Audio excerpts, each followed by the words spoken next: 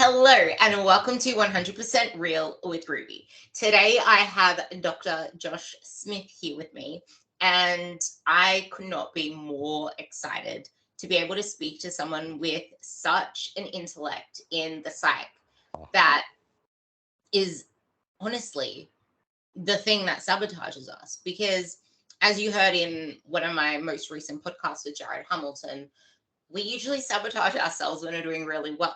And there's a lot of sabotage that happens subconsciously. And most of us don't even know what leads to it because we don't slow ourselves down to recognize the emotions we're experiencing, which then can turn into emotional eating or other emotional numbing because we don't want to sit with those uncomfortable emotions. And something that I experience with a lot of my girls is then those emotions turning into objectifying their body. My body's fat. I feel fluffy. And this can lead into so many other things. But we were talking just before I clicked record on when to know when you're past your limit, because a lot of us, coaches for clients, mothers for their children, people who have roles that look after a lot of people at work, people that just have a lot of interactions in their day, or just have this high perfectionism or whatever it is, it's really easy to push yourself past the limit and get to that red zone without even realizing. So, with that, I'm going to let Dr. Josh Smith introduce himself and speak a little bit about the importance of setting me time, how to know when you're getting past your limit, and tools to help us deal with it. Yeah, well, thank you very much for having me on. I'm excited to be able. I mean, it's always amazing to be able to connect with somebody, kind of around the world, all because of. I mean, it's the nice side of social media, right? Is to be able to connect with people you never would have met. Um, but I'm Josh. I'm based in the U.S. and I'm a psychologist. I do a bit of different work. 3 days a week, I work in a pain clinic. So officially, I'm a pain psychologist there, and I work with all sorts of chronic pain conditions, anywhere from kind of surgical issues to nerve-based pain or degenerative, diseases, things like that. The rest of my time I have a private practice, and I do more general work. I work with individuals, couples, families, and that runs the gamut. Um, I've had a history of working with trauma, and then I've done a lot of work with severe and persistent mental illness. So I've come through a bunch of different areas, but I'm excited to be here and talk about it. And I think self-care is, eh, you know, if you want to change any pattern, if you want to figure out a path, whatever it is, if you're feeling unhappy at work, if you're feeling unhappy with your fitness, if you're feeling unhappy with relationships, it really all starts with that self-care, self-awareness, taking the time to learn who you are, really understand not what we've been taught works for everybody, but like what works for you and what do you need and what's your schedule. And we don't often take the time to like really just look into that and see where we're at and what those big hangups are, that the hurdles in the way of what you want. Yeah, and if you don't know who you are, people end up telling you who you are. You end up living for others, and your goals don't even end up being your goals. So you end up striving for something that never feels fulfilling because is that goal even yours to start with? What makes you want that goal? Why is this goal important? Are you just wanting this because it makes it look like that person's happy? And this is where it comes to, we tell ourselves that this thing we don't have, once we get this thing, it's going to suddenly make us happy. But how do you know that?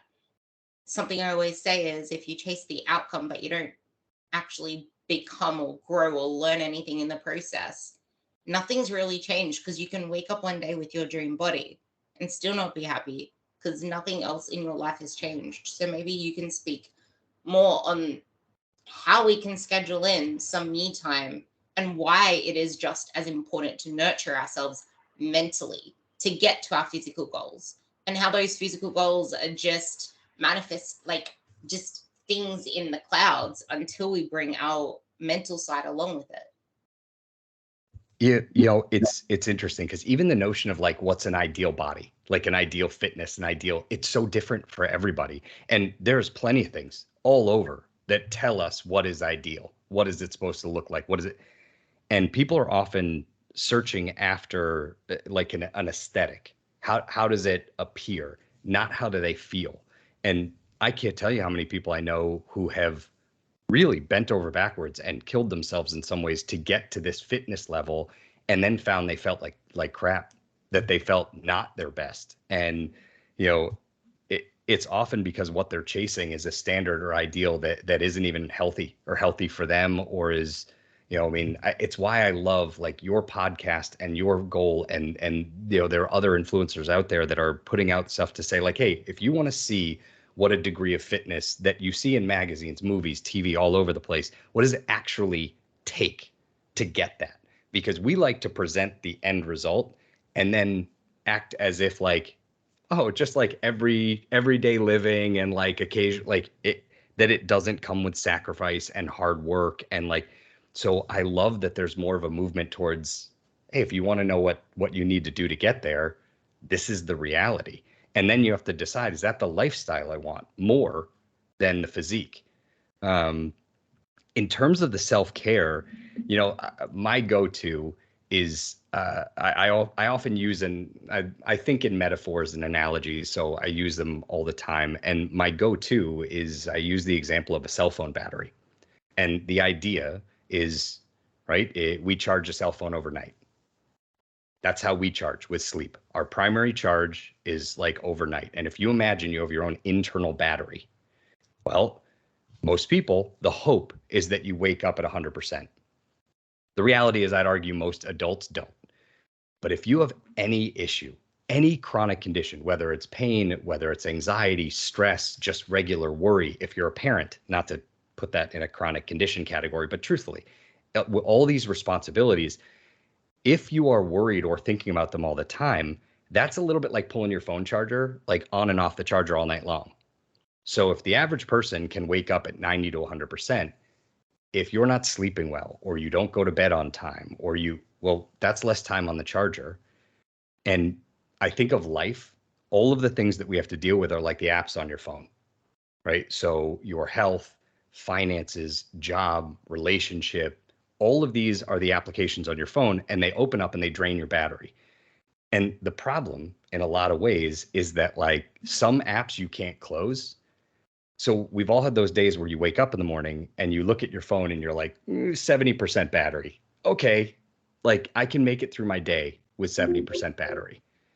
And then at the end of breakfast, you look at your battery and you're like 40%. Like I didn't even do anything. Like, how did I drop to 40? And now I can't make it through my day at 40%. And so that's where people look for little ways to kind of charge their battery. In terms of self-care are all the things that charge your battery, right? These are the things that help get you that additional 5, 10, 15%. Like, and it's really important to know what drains your battery and what charges your battery. And with people in your life, or people that are difficult or toxic people, the example I always use is, we've all had those days where at the end of the day, your phone rings and you look down and you see who it is. We do a quick internal calculation. Like, if this person's in a good mood, they could give me 5%. But if they're in a bad mood, they could cost me 20. So that person, their range is +5 to -20. If my battery is at 15%, I'm not going to answer the phone because it's too threatening. It's too scary that if they're in a bad way, that could take more energy than I have. So we screen it out. But the problem with that is, if you have a guilt app, if you are naturally caring or empathic, or, well, if you have guilt, if that app lives on your phone rings, even if you don't answer it, the guilt app can open up and take up 5% of your battery. And now you're at 10%. Now, where this comes into, how do you know when you're hitting low battery? Well, there are a couple things that happen, right? When you hit 10%, like your phone, your actual phone, it will go into low power mode and it shuts down non-essential applications, right? So all the things you don't need go away. So sometimes that's like calendar, schedule. All of a sudden, if somebody says, hey, what are you doing next month? It's like, I don't know. I can't open my calendar right now. I don't have the battery. The first two things I think we lose are filters and shields. And I know it sounds a little bit corny, but we use battery to filter normal communication, normal conversation. And you use more battery to filter that depending on where you are, right? You know, at home, you use less battery. At work, you have to use more. But that's where, like, if you've ever been at work or out or somewhere and somebody says, I got to get out of here before I say something I regret, it's because they're low battery. It's because they're low battery. And if the wrong person walks up to them and says something, they're going to snap. Instead, like, so if somebody comes and says, what time are we supposed to be there? And it's the fifth time they've asked. With a filter, you're going to go, hey, I told you we have to be there at 7, but you've asked me a few times. If you're low battery and no filter, you're going to blow up and you're going to be like, are you kidding me? I can't, you've asked me at 7. Like, there's no energy to filter it. So I had a thought on the phone thing because it's fun. I have the exact same analogy as you for so many different things, but I just want to add to what you're saying. It's almost like when you walk out into the sun and you need to turn the brightness up on your phone. There are certain circumstances that are going to drain quicker versus if you're indoors and you can have a lower brightness on your phone, so you're able to actually conserve more energy. Absolutely. And so in those settings, right, there's some people that drain your battery. It's why when you're really low battery, you know, if you were supposed to go out to dinner with a friend and you show up and there's 4 people there and you were expecting 1, for some people that's a, oh no, because that's going to require way more battery and I didn't budget for that. And so, and this is, I use this to describe introversion and extroversion all the time. A natural extrovert charges socially. So end of the workday, you know, if an extrovert is at 10% and people are like, hey, let's go out and get drinks or go get dinner, they're like, oh, excellent. Yeah, I want to do that because at the end of it, I will be charged. I'll take that 10, 15% I'm at now and I could double it. A natural introvert can actually be very social. But for them, socializing is a drain. So they can have a blast, but the second they arrive someplace, the question is, how much battery do they have to make it to the end? So the classic argument between like a couple where you have an introvert and an extrovert is if they go to a concert, at the end of the concert, the extrovert is going to be charged completely. They're going to be like 70%. And they're going to say, that was amazing. What do we do next? A natural introvert is going to be totally drained. And they're going to be like, you've got to be kidding me. It's amazing I made it through the whole concert. That was great, but I got to go home. I got to put on comfy pants and I have to not talk to anybody for like 3 days because it's just a different system. But the low battery component, and I think for motivation, you know, you can use this for motivation. You can use it for, because one, your filters disappear. The shield component is that I think we all have really healthy defense mechanisms that we use to protect like our vulnerabilities and vulnerable spots.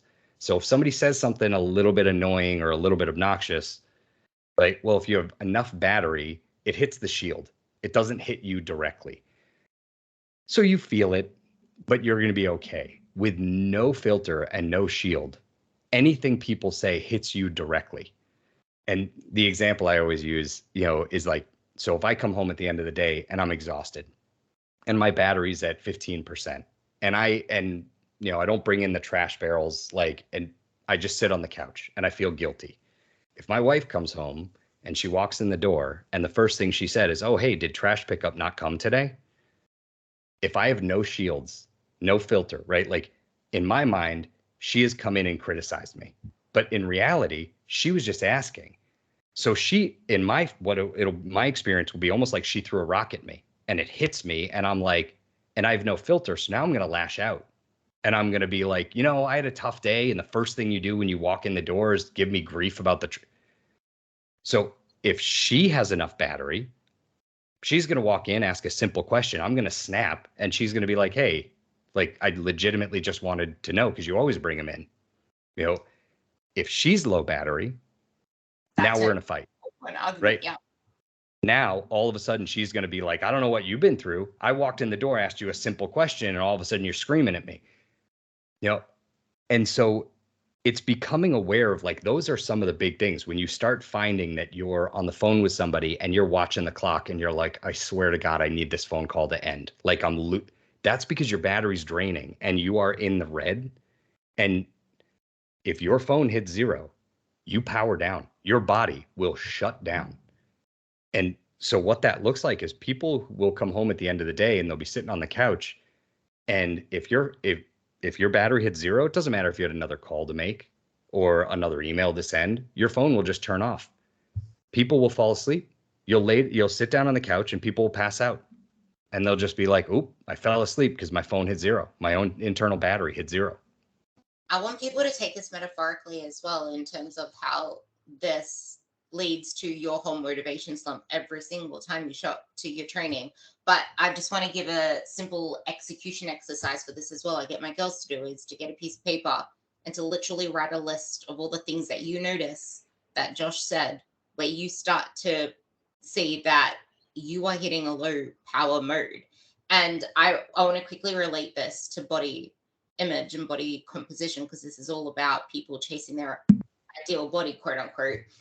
Two different things. Number one, I use the cell phone analogy all the time. It's your body goes on battery saving mode when you have so many apps open, like Food Focus, Body Focus. Mm-hmm. My body looks like this, my body looks like that. And then if you're also on low power mode, because that battery does not drain fully overnight if you've let it go on that long. It's going to take longer to charge up. You can't, like, that's going to lead into the next day and then the next day. So that's something to keep in mind as well, because then you're not going to show up to training. You're not going to want to do the things you want to do for your food. And something that I said to one of my girls this morning in her check-ins is, yeah, but here's the thing, because she replied to one of my responses. I can't remember the first thing I said, but she was like, I tend to always put the kids before me. And I'm like, but are you truly putting the kids before you? And are you truly giving them the name that you want to be if you're showing up low energy, feeling sorry for yourself, not having the zest that you want, always actually focusing in on your body, not being that vibrant, confident person that you actually want to be? And she's like, you know what? Thanks for giving me that push. You were so right. Because you can only really put them first. It's not about the time you spend with your kids, because quantity is nothing. It's about the quality time you give them. Everything, quality always wins. They are going to remember that vibrant you, the you that wants to show up in photos, but that's not going to happen if you're not showing up for yourself. And this relates to body as well. Like, your systems will start to shut down the more that you underfuel it. And think about the behavior that you start to act when your phone is power saving mode and you're out and you're not going to be home or near a power point to charge it for ages. How are you going to act? You're going to start being very thrifty. And that's exactly what your body does too. It starts being thrifty. You want to try to hoard energy from wherever you can. See if you can find a power point. That's where the fast food comes in. That's where the takeout comes in. That's where the chocolate comes in. That's something to keep in mind there too. But I love that. It's such, it's amazing advice. And I think that, it's funny because, years ago I had my own epiphany, the phrase, or, don't cry over spilled milk. I'm not sure if you've but the whole concept, we make it out to be that's about kids, that the kids shouldn't cry when they spill something, but it's not. It's about adults. It's about parents, right? Because kids wouldn't cry when they spill something if we didn't get mad, right? But the reason we get mad is because, well, if I budget 20% battery to get my kids dressed, ready, fed, and out the door for school, the second one of them spills something, it now takes 30%. And I didn't budget for that. So if I've budgeted my day so tightly that, like, I don't actually have the battery to make it through my day, I'm trying to bank on little opportunities to charge here and there, then that one moment where my kid spills something threatens my whole day. And now that's why there are times, like, on a weekend, if I have all the time in the world, same thing. My kid spills something and I respond like the parent I want to be because I have enough battery. And I'm like, no big deal. We spill things. We'll clean it because I don't have to go to work. I don't have to. And then people start to give themselves grief of, why can't I react that way every time? Well, because my battery isn't the same every time. And so if you just kind of, if there's one day you plan on going to the gym and you're like, it was easy. Like, I got there, and I felt great. And then the next day you're like, I couldn't leave the house. I could barely put my sneakers on. And people start to give themselves grief about it. It's because likely your whole battery, all the apps that are open, the things you're worried about, the calls, it's different. So we can't expect a different result or the same result if it's a different set of circumstances. That actually gave me something else to mention here as well. Like the way that your parents responded to you as a kid is kind of what leads to how you react now, how you are now. That feeds into the trauma as well. Like it is so powerful. I remember a lot of things that my parents said that have led to the psyche that I have now, but they don't do it intentionally. Like we aren't saying that it's not an on purpose thing. It's just that the way that they react in that such a situation. And sometimes they say things wanting the best for us, but in the long run, that's actually harmed us. But this isn't about you and how your parents affected you. I'm saying how you are now showing up to your kids as well. But it's something to keep in mind moving forward, that we have the power to change that. I hate it. I know that she might listen. I hate it when people say my brain is just wired that way. There's neuroplasticity. You can change your brain. I might actually get you to speak on that for the next topic. But you just summed up my whole first topic I wanted to bring up, which is this is the importance of setting me time just as much as you schedule everything else, because the other stuff that you schedule isn't gonna get done the way that it should be done. And you're not going to be happy with any of the boxes that you check if you're not coming to it in your peak state. Because I know that I'm not happy and I'm always ruminating and thinking about things that I didn't do properly if I approached it in a way that I wasn't happy with. So that is the importance of having those buffer periods. And same when you schedule your calendar. You can't just schedule for every single friggin' hour in your day. Where's the buffer room for you? Because things usually you can't do it. Especially if you're neurodivergent like me and a couple of my clients, things usually take longer than we anticipate. So you need that buffer space. And I want to quickly touch on one more thing before I move on to that other thing I wanted to mention. Perfect and ideal is different for everyone, for the bodies, especially. Like we can be in the same environment, but have completely different lenses and perceptions based on how we were brought up, based on how we feel in this moment, based on all our influences from the day, and have a completely different experience. Even if we're side by side, we experience that same environment differently. And totally agree. And if you're not actually doing the work you need to do to get to this ideal body, quote unquote, you're not going to be happy with that. You're going to be more picky at that. You're going to keep having that same negative self-talk. I mean, this is a crude example, but while I was putting together a file for my girls on feeling fat, quote unquote, think about those in eating disorder recovery. They're like skin and bone and they think they are fat. That goes to show you that feeling fat is nothing about the body. That is a crude example, but it actually shows you that case. And when I was dick skin lean to the point where people couldn't actually pinch my skin getting ready for stage, I thought that I was getting so fluffy and putting on so much weight in the space of 3 days post show. And I see with so many people once they finish competing, they say, I'm feeling fluffy, but, and they look like skin, bone, and muscle. Like you can't even pinch them. This is why it is so important. Yeah, it's that self-care component is like across the board, right? Even just from modeling behavior, right? Modeling to your kids that saying, hey, I'm having a tough time right now and I need a minute. I need to go do this thing for my own health, for my own well-being. What you're modeling for them is you should do the same.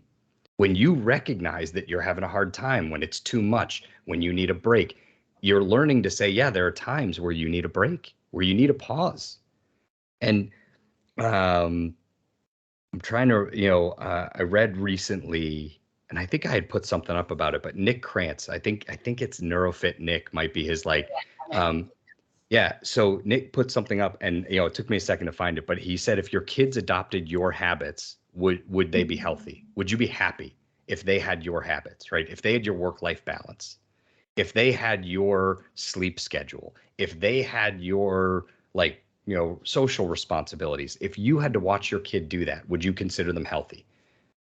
And for me, I had this moment where I was like, the number of times that I forget to eat also fall into that neurodivergent category. So there are times that it'll be after lunch and it'll be like 3, 4 o'clock, and I'm like, I have a headache, and my wife will be like, did you eat anything? And I'm like, nope, I didn't.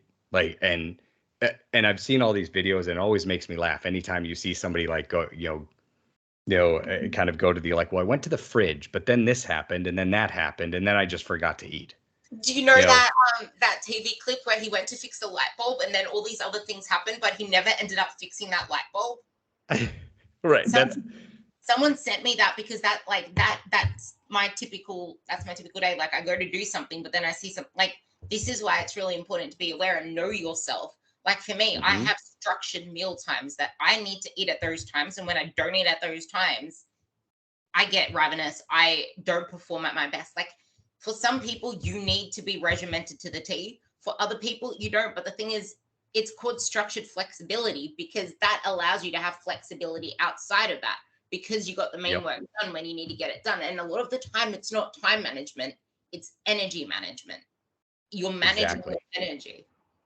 But, and it's funny when people ask me to describe kind of what an experience is like, of having ADHD or having any sort of executive functioning, or kind of that neurodivergent category. And I will often describe it to people like, well, I have a to-do list. It's always there.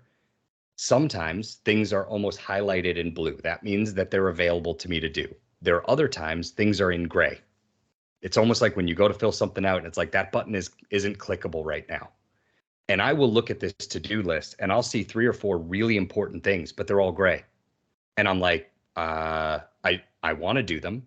I know it's important to do it. And I can't almost get it. So all of a sudden I'm like, I can do laundry. I could mow the lawn. I could do all that. But could I pay those bills? Nope, that's grayed out. I literally just can't click it. And even worse than that, then if something lands on my desk that's even more important, that will make other items go blue, meaning that I can actually do them. So all of a sudden, paying those 2 bills will go blue, but I can't do my taxes. And it's like, what just happened? It took a more important thing to open up these other things. And throughout most of my life, I had the luxury of, like, when you're in school, it's why, like, I remember, like, some of the research I did. I remember my doctor asked me once, like, when did you do most of your writing for your dissertation? And I said mostly between like 11 p.m. and 4 a.m. because that is when those items kind of went blue, and now I could do them. And I was like, oh, be midnight, and I'd be like, look at that. I guess I'm going to be able to do some writing right now. But I have kids and a job, and I can't do that anymore. And so I've had to learn, what do I have to do when certain things are grayed out? And I have to admit it and acknowledge it and be like, I know what I have to do in order to get those into that blue category. If I just fight against it and keep trying to click the unclickable button, I will just sit there in paralysis. I won't do anything.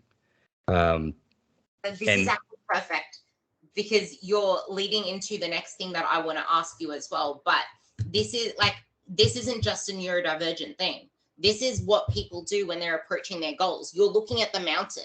Everything at the top of the mountain is in gray. That is why you're so overwhelmed. So what you're doing is you're trying to think of all these other things that you need to do. You're thinking of, I don't know whether you read The Gap and the Gain. I struggle with reading. That's a neurodivergent. My neurodivergence doesn't allow me to read. So I have to listen to a lot of interviews, like things that are interactive is how I learn. So I listen to a lot of interviews with, like, about The Gap and the Gain. And it's, people are so focused on this big gap between where they are now to where they want to be versus all that they've gained and all that they have to gain in the process. But seeing it as this big gap, everything that you want to do is here. You add this here, you add this here.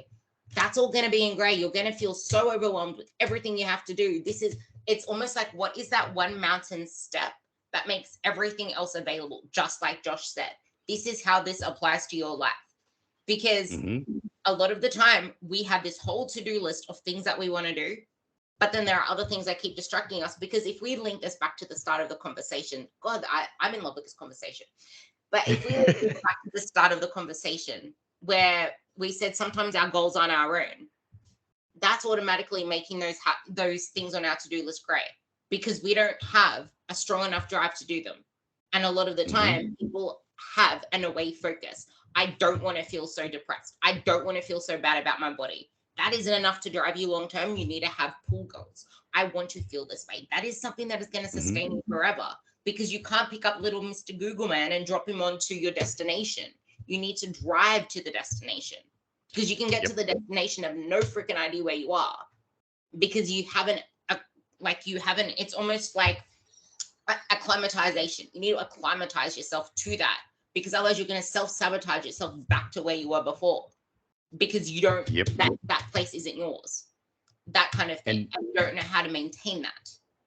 And I like that notion of, right, if you can see the 30 steps ahead of you, well, if only the next 1 or 2 are available and the rest are grayed out, well, if you focus on all of them, it can be paralyzing.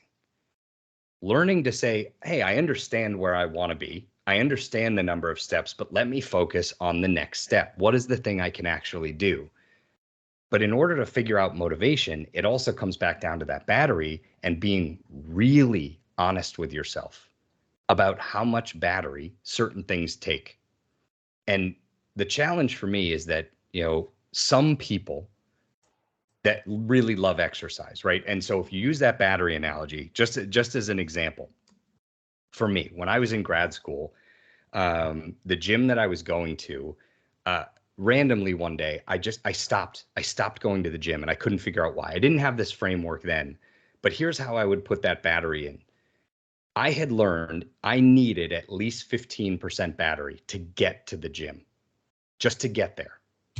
Once I got to the gym, I would get back, 20, maybe 25% battery, which means going to the gym was a gain of 5% or 10% battery. I stopped going to the gym when the gym was in like a strip mall. And at the end of it, there was a small convenience store that got bought out. They put in a huge grocery store, which took up a bunch of parking, and it brought way more people. All of a sudden, parking at the gym was a pain in the ass. And there were never spots, and people would park on the grass. And I didn't know, but what happened is because of the parking, it now was taking me 20 to 25% to get to the gym, which means some days, all of a sudden, going to the gym was a battery loss. Because of that, and because I wasn't conscientious about it, or I didn't know, what ended up happening is I just stopped going, because I would want to go to the gym, and I'd be like, nothing I usually do is working, because I needed more than 15% battery. And so I think sometimes what happens is, for some people, well, working out at home takes less battery. So they're like, oh, if I can put equipment in my house, working out, I only need 5% battery. For other people, having a home gym tanks their battery because they feel guilty all the time, and they don't want that. For other people, working out on your way home, where you're like, I didn't have to go home and go back out, that takes less battery. For others, packing a gym bag and having to. So it's really knowing what works for you. And some people, I think what happens is, if you get home at the end of the day and your battery's at 10% and you need 15% to get to the gym, if you just say, why can't I go? How come I'm not motivated? Why can't I get myself out? That opens up the guilt, shame, and negative self-talk, which will drain your battery and get you further from your goal. And it's learning to be eating. Right. And now it leads you right to this, well, now I feel awful that I didn't go. Now I didn't. The solution there is learning to identify where your battery is and knowing what gives you a 5% charge. So it might be you come home one day and you say, yep, yesterday I came home, my battery was at 40%. So I had no problem getting to the gym. Today, my battery's at 10%. So before I leave to go to the gym, I have to find an activity or something that gives me 5% battery. Then I'll have enough. But if I give myself grief and I just have all this negative self-talk where I'm saying, what's wrong with me and how come I can't do it and what am I doing wrong? That drains you. That gets you farther from your goal. And then people get caught in this binary thinking where they're like, well, I'm bad. I ruined today. Because I'm not going to the gym, today is a fail. The second your brain registers a fail in this binary system, well, now Nothing I do can make it a success, which means no matter what, it's a fail.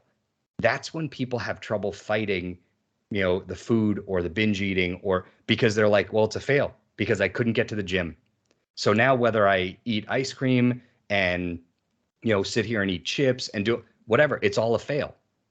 So it's getting out of that mindset of that it's either a success or failure, right? There are days you can show up to work and somebody brought something in like a cake or like, and you're like, you know what? I wanted it. I ate it. If you register that as the whole day is a fail now, getting motivated to do anything positive after that is going to be near impossible. It's learning to say, wait, that's not a fail. I chose to eat a piece of cake. Now I can still make tons of decisions that are good for me. That's not a fail. It's not a bad. It's not. And it's learning to kind of really take a note of where's your battery and know what are these little charges, the little things that get me back to like what I need to be able to, like, sometimes it's going for a walk. I mean, it's just kind of a like, well, I only have 6% battery. Well, then the gym's out of my reach today. Fine. Well, I could go for a walk. That only takes 3% battery and it gets me 4% back. Well, then you came home. If you're at 6% battery, you go for a walk, you're going to come back at 7% battery. You still don't have enough battery to get to the gym, but you did what was within your grasp. And then you got to give yourself credit for that, as opposed to just seeing what you didn't do. You skipped right ahead to my third question, which I'm going to actually read out as it is, because this is why oh my God, this is perfect. But I want to quickly say, this is also the same with going to the gym. Like, it's not all or nothing. I have a girl celebrating her wins at the moment because she's showing up and she's only doing a quarter of the session because she knows she can't do the full session in that day. Yep. Like, that's all she has energy for. Whereas in the past, she would never show up, but she showed up to all those sessions to do whatever she could do. And that is what matters. That's not a fail. That is a win. A fail is, again, see, your perception of fail and win is a perception. It's a lens. And how you view fail and success determines your long-term success. The question absolutely I want to bring into this, that I want you to actually buffer up with it, is living in congruence for better results that last. And the way that she asked the question as well is, one mistake, one error does not have to compound and take on a life of its own. We have a tendency to see a mistake or bad choice as binary, this all or nothing success or failure. And once we register failure, that only just leads to more and more decreased motivation. So that, if you want to link this to the stairs, it's almost like we allow ourselves to just slide back down instead of realizing maybe we do need to take a step back to allow us to keep climbing. And I also like to say, sometimes you can't see the next 3 steps. You can only see the next one. Are you just not going to take it because you can't see the other ones that are there and you don't know where it's heading? This is where a coach can come in, because then you can have confidence that those steps you're taking are the right ones. So just take that one step, then take the next one, because the other ones will start to become clearer and clearer the more that you build that momentum. And this is actually a really powerful analogy. I'm happy that I just thought of it. But that is what a coach gives you. They give you that certainty. They give you that confidence that the staircase you are climbing is actually the right one if you have a good coach, because there are a lot of quote unquote trainers that are coaches, but no. But once you have that faith, just focus on that step ahead. If you can't see that step ahead and you need to take a step back, that is still progress, because what's the alternative? Sliding back down on your ass and having to start over again? And I don't know whether, no, it wasn't you. I must have heard it somewhere. Starting is shit. Starting is hard. Starting over is bullshit. If you can avoid starting over as much as you can, avoid it. And the only way to do that is to not quit. So winding it back to that question, to live in congruence and life being a series of choices. But in the moment, this is the way she also frames the question. In the moment, everything always feels so big. It even feels bigger. It feels even bigger when you struggle. How do you alter mindset around drowning in decisions, despite what you feel the size is, but being able to break them down into more manageable steps? Oh, I love all this. All right. So I'm going to come back to that. I promise. I just don't want to gloss over some of the things that you said that I really loved. Was like, one, the client you're talking about that came in and did what they could. Not only is that not a fail, that is a success at a whole nother level, right? Because look at it this way. When I was in college or university, right? Like I had hours in my day. So if I worked out for half an hour, it wasn't that big a deal because I could have worked out for 3 hours. If I work out for half an hour now, it's not the same accomplishment. This is a bigger accomplishment right now than it would be then. So why am I comparing myself to to my version when I was 20, right?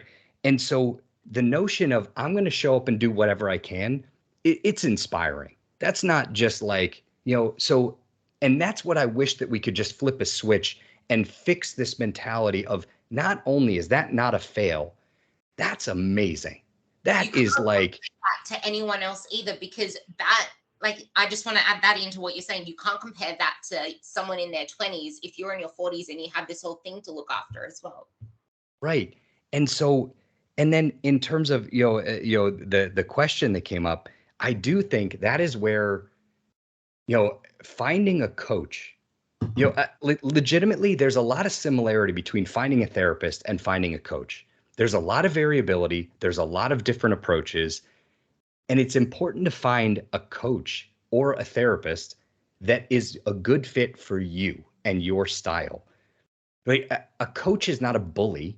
A coach is not somebody who's supposed to just like make you feel bad. If you find the right coach, in those moments where you're saying, I can't see the next step, that is when you need a coach. That's when you need somebody who can say, great, based on where you're at right now, the realities, not the pretend, not the, oh, if I had everything available to me and all the time in the world, but the reality of your life right now. What is available to you?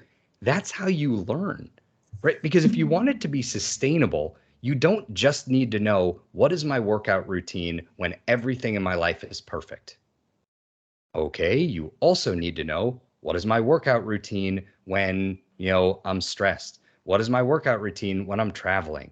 What's my workout routine if one of my kids is sick? Like, it's not one routine for the rest of my life. It's the more I can learn, the more ways I can learn how to kind of help take care of myself emotionally and physically, the better.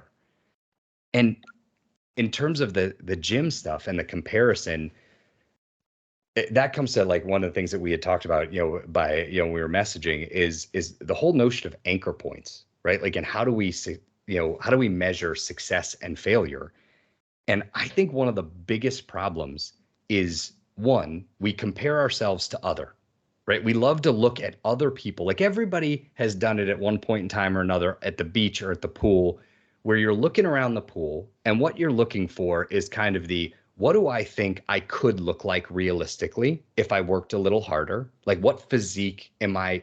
And who do I think looks similar to me? And who do I almost think I hope I don't look like that person? Nobody talks about that. But we don't do realistic comparisons. And people give themselves so much grief. And one of the things that happens is, especially with fitness, people who have worked out or exercised in the past, and actually not even just for fitness, we compare ourselves to other, but we do a self-comparison that's not fair.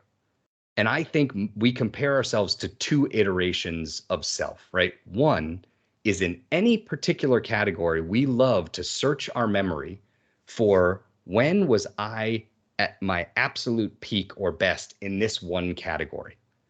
So if I walk into the gym tomorrow and I haven't been to the gym in 10 years, my brain is going to go to, when I was working out consistently, what is the absolute maximum I could deadlift?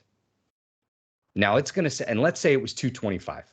And I'm like, that's the most I've ever been able to deadlift. And I walk into the gym 10 years, no exercise. And I have tens on the end of the bar because I can't pick the bar up off the floor. That's the only reason I even put weight on it. And that's all I can deadlift. We have a tendency to say, well, look at where I am now compared to when I was at my absolute best in this one zone. But what if that was 25 years ago and it was before I had a knee injury or a back injury or a shoulder injury, before I had kids, before I had a job, before I had I'm now comparing where I'm at right now in this moment to a past version that had a whole different set of scenarios and circumstances. And we also love to cherry pick when we've been the best at anything, parenting, work, and we combine that. And then we think, whenever I've been the best at all of this, I should be able to do that in one day. I should be the best parent I can be. I should be the best at work I could be. I should be the best friend I could be. I could be the best athlete. I'm supposed to do that all in a day. Can I get you to It's talk about? It's like a fantasy version of self. It's not real. Yeah, you mentioned something really important. Can you talk about how memories are not real?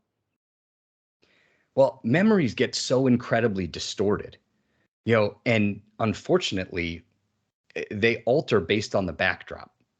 And that means that, how many people do you know? How many people have you worked with who at some point in time have looked at a picture of themselves from 5, 10, 15 years ago and said, I was so miserable then.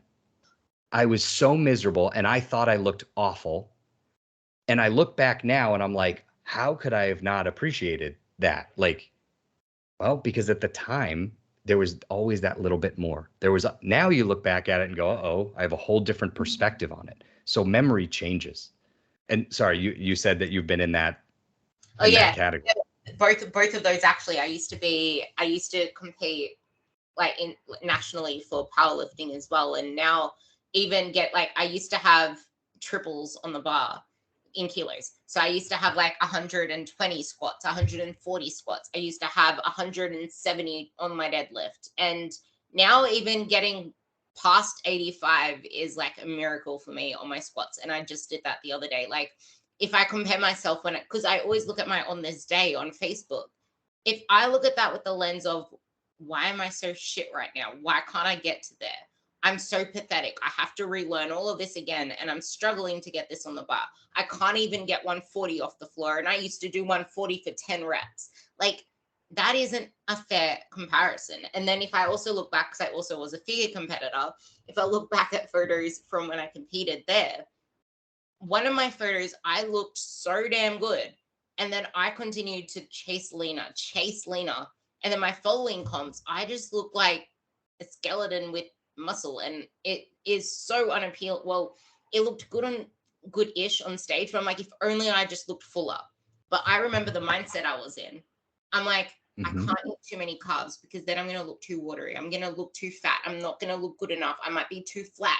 I remember all those thoughts, but now looking back on it, I'm I needed to carb up before then. I needed to freaking coach myself the way that I coach people and do what I need to do instead of being so scared of blowing it out the other end. And that's the thing, in retrospect, I could see things memories are just not real, just like he said. And I heard this on a podcast, which is why I really wanted you to touch on it, is because our experiences in the meantime and how we are now influence that. And I wanted you to talk a little bit more on neuroplasticity, but also with the whole coaching thing. We are on your side as coaches. And if all you focus on is the negatives and the outcomes and stuff like that, it is our job to reroute you. But a lot of people also don't have the emotional regulation or the tools to handle the emotions of being directed in that direction. So they might see it as an attack. So you need to check yourself as well before you see something as an attack and realize that we are on the same team. Because once you realize that you are on the same team, then you can actually start to focus on the things that matter, because it's those little things that lead up to it. Because if all you're focusing on is the other stuff, then that is what gets highlighted. Where you focus is where energy grows. That's where energy grows. That's what gets expanded. If you're focusing on not feeling negative, that negative is still going to grow because that's the focus. So let's talk about neuroplasticity. Well, yeah, it's so amazing how our perspective can shift something so dramatically. And one, the question that you had posed before that somebody had written in about, one error not cascading, right? I love that, right? And it's funny, I put something up about this recently where I was basically just saying right, unfortunately, you don't ever want to we make choices all the time. And, they're not good or bad. They're not right or wrong. They're just decisions. And when you get locked into one, well, all of a sudden people will make one error and then say uh-oh, well, now I'm down this path and it's almost well, I already made that choice. I made that choice yesterday and now I'm stuck with it. And it's like, why can't you revise that choice and say, okay, I thought this was going to be a good call. It wasn't.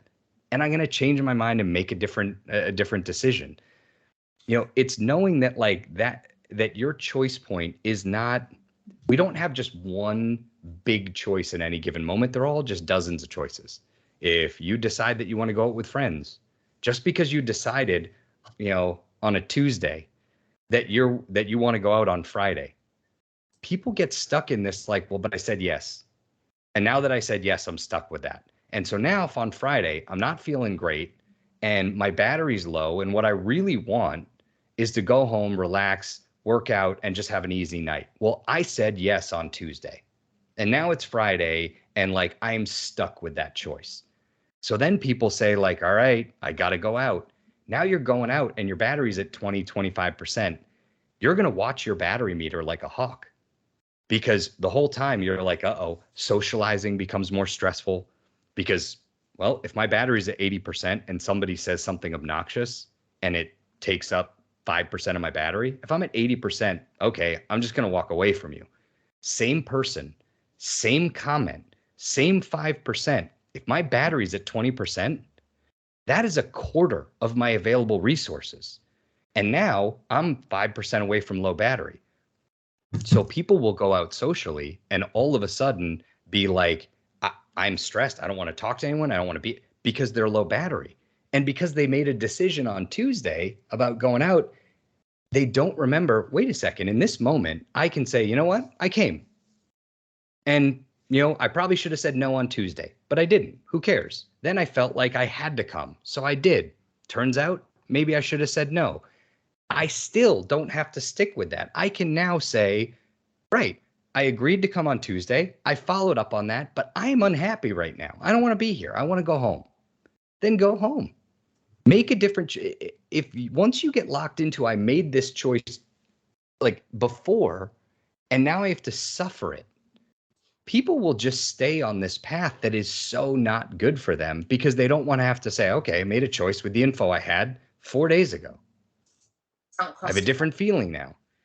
And I think in terms of that, like neuroplasticity, growth mindset, however we want to talk about it, it's knowing and understanding that we have patterns, we have habits, we have default ways to approach things. That's okay. We also have to learn these are adjustable. And most of those adjustments take a lot of honesty with yourself. You don't have to tell anybody else. It takes a lot of self-awareness to be able to say, hey, I know what the things I struggle saying no are.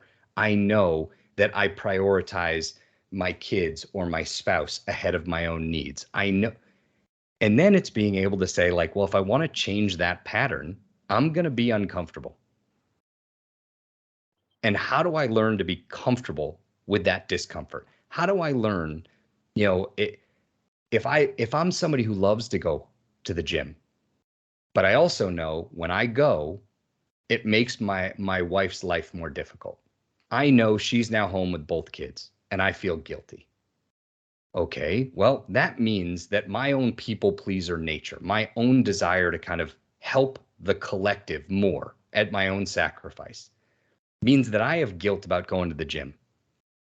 And now all of a sudden, I know I'm going to prioritize that. Well, if I want to break that pattern, I have to be willing to admit to myself, in order to do this, I have to own that that's my issue, not put it on my wife, not make it out to be like she's giving me grief because I want to go out, not be like, I have to tolerate that she might go, okay, it's going to suck for me, but like, and I have to be able to say, right, but I need to do that. I need to make a change. I'm uncomfortable because it's different than what I would normally do. You have to sit with some of that discomfort in order to change that pattern. So important. I want to park that because I want to come back to it, but I want to quickly go back to what you said before.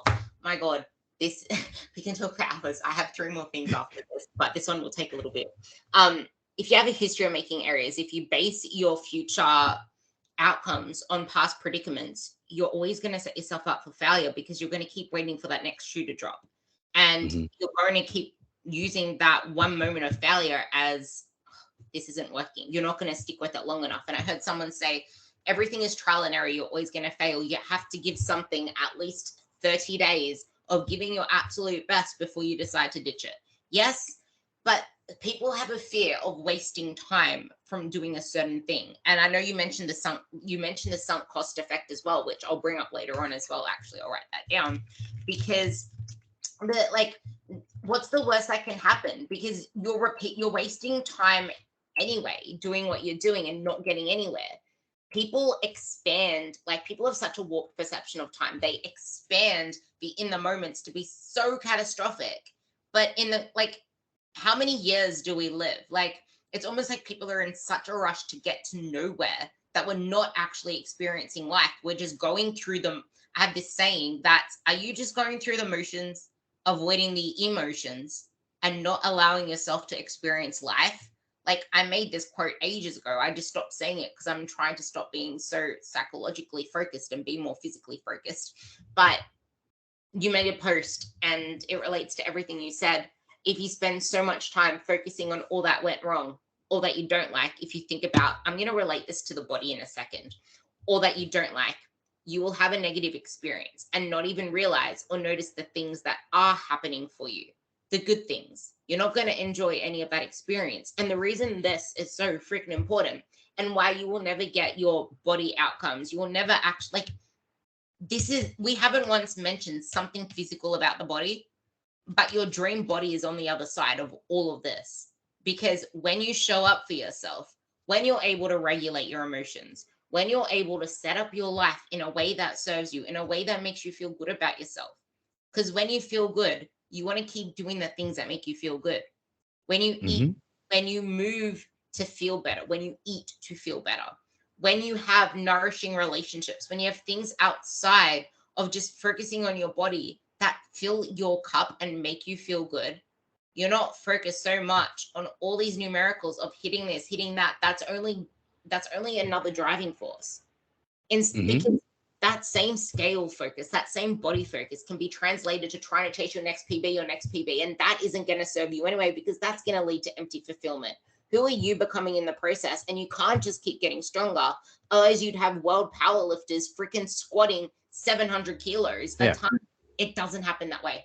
But I wanted to bring this also into, you mentioned going to the gym and having that guilt. And this is something that a lot of people listening to this podcast would experience with their kids, with everything else, not putting themselves first. Or even, like, I know one of the biggest things that a lot of girls I speak with struggle with, which I want you to bring into this, is going out to social settings and choosing what they know is right for them. So this is about boundaries, especially in relationships with partners, with families, especially when they aren't on the same path as you, as well as boundaries around these eating patterns and eating habits. Oh man, we're going to need a couple more podcasts.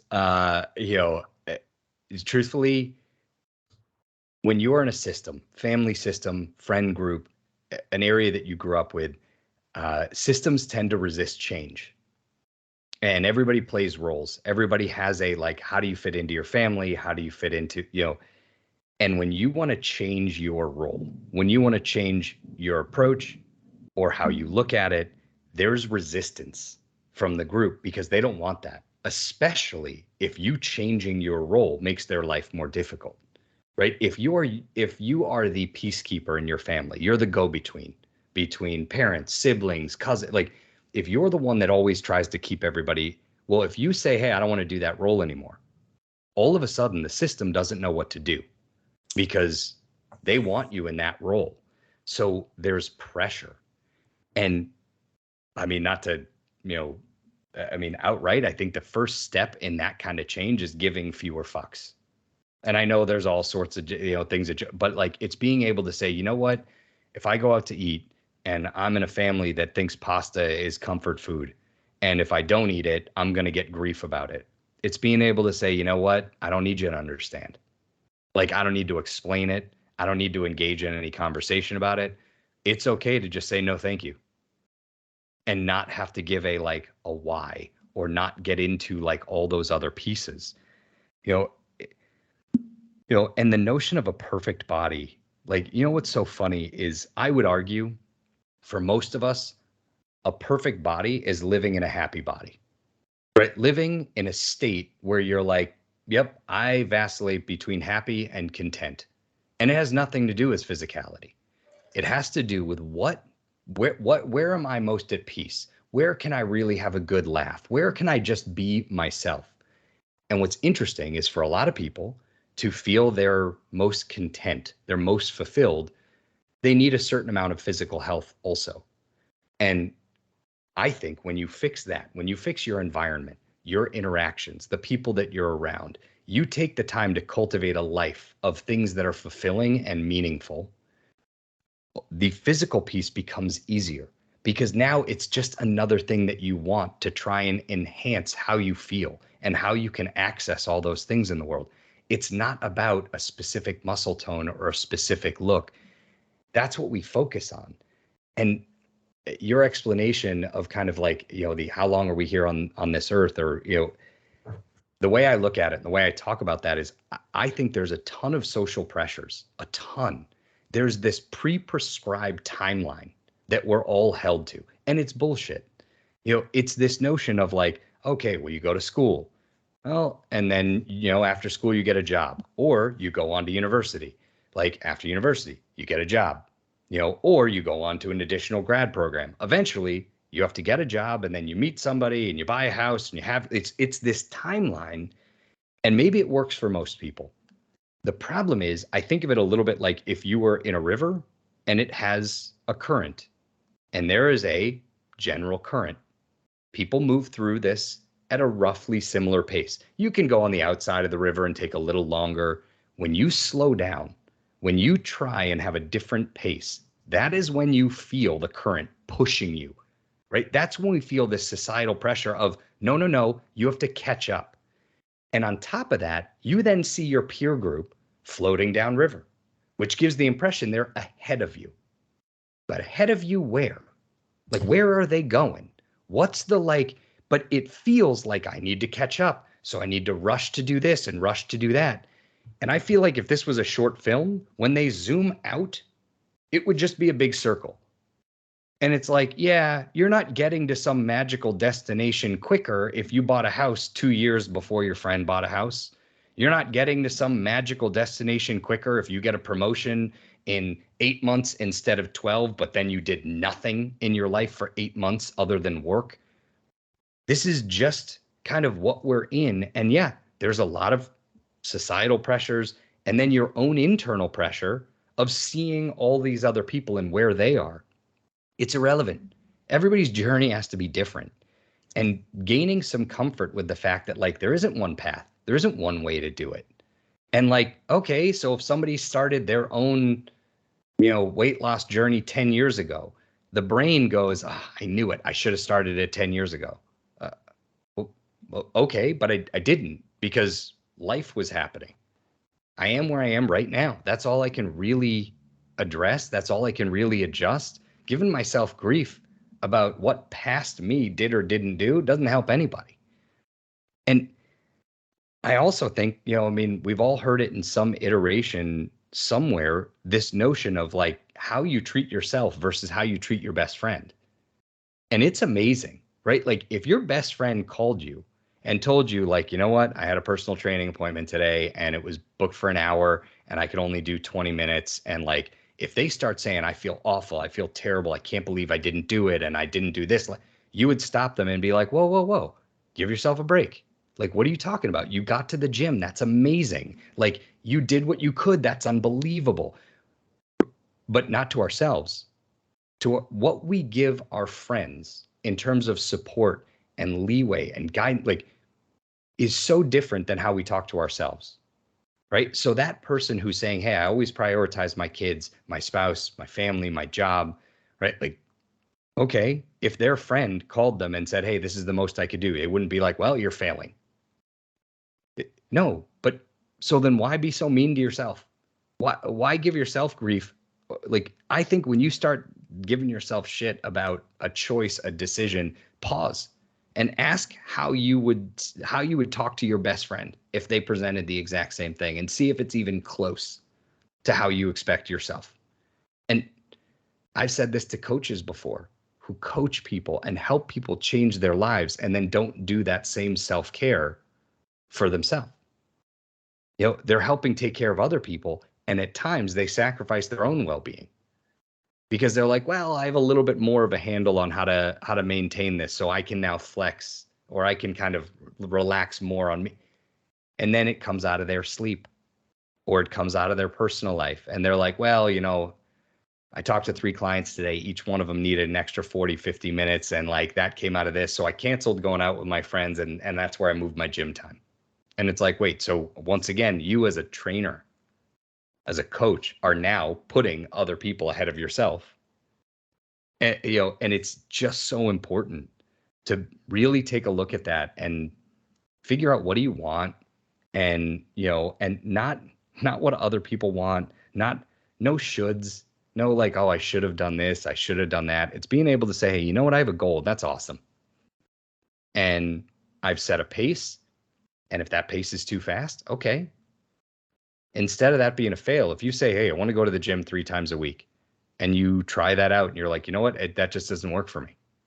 Instead of being like, that's a fail, it's saying, great, that is very useful data. That's super useful information. Like, a coach loves nothing more than somebody calling and saying, hey, I tried this. I need to decrease my Wednesday workout to 20 minutes. I need to figure out a way to do it at home. That's just too, and I'm traveling. So what can we do on a travel schedule? Like, I don't know a single coach that wouldn't be like, that's the best day ever because you just gave me data and we can make it work now. Instead of coming in and be like, I didn't do it. I totally screwed up and I can't figure out how to make it work. You're not letting somebody down. You're helping figure out a path to like your own life, your own productivity. You need to give more detail with stuff like this, because it's like we have nothing to go off. If you're just saying I can't do that, well, it's like, okay, so how can we make this work for you? But also at the same time, remember what I said before in that, did you give it enough time? A lot of people don't give things enough time. Of course, it's not going to work for you. It's completely different than what you used to do. Like, do it for long enough before you say something doesn't work for you. That is the first rule. And I know that Josh agrees with that. But give something 100%. Give something long enough before you say it doesn't work for you. No, I tried to go to the gym 3 times this week. It doesn't work. Well, have you tried long enough? Have you put things down? I have a saying that also goes, you can't pick things up without taking things off your plate first, or with your hands full. You need to actually put things down in order to pick things up. Otherwise, you're going to end up with a catastrophe. And we all expect too much, too fast, and the expectations, the perfectionism. It's like, be real with what's achievable. Actually, that's a really good point to tie this up on. We have to do another podcast and talk more about boundaries. But I want you to tie it up with that, because this is all literally like the thing that stops us from doing everything that we mentioned in this podcast, from doing the things that matter, that actually get you to where you want to be, which I say actually way too many times.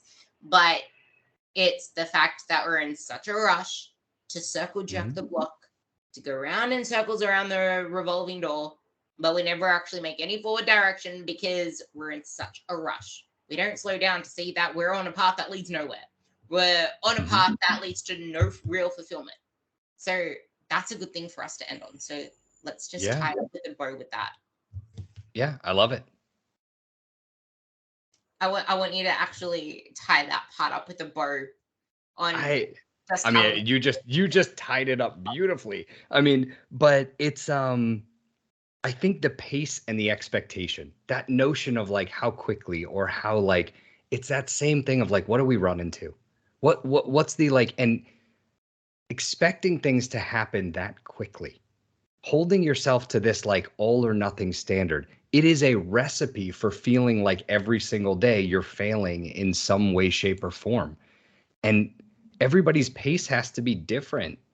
There is no like rush to it. And there is no like, well, I tried it, it didn't work.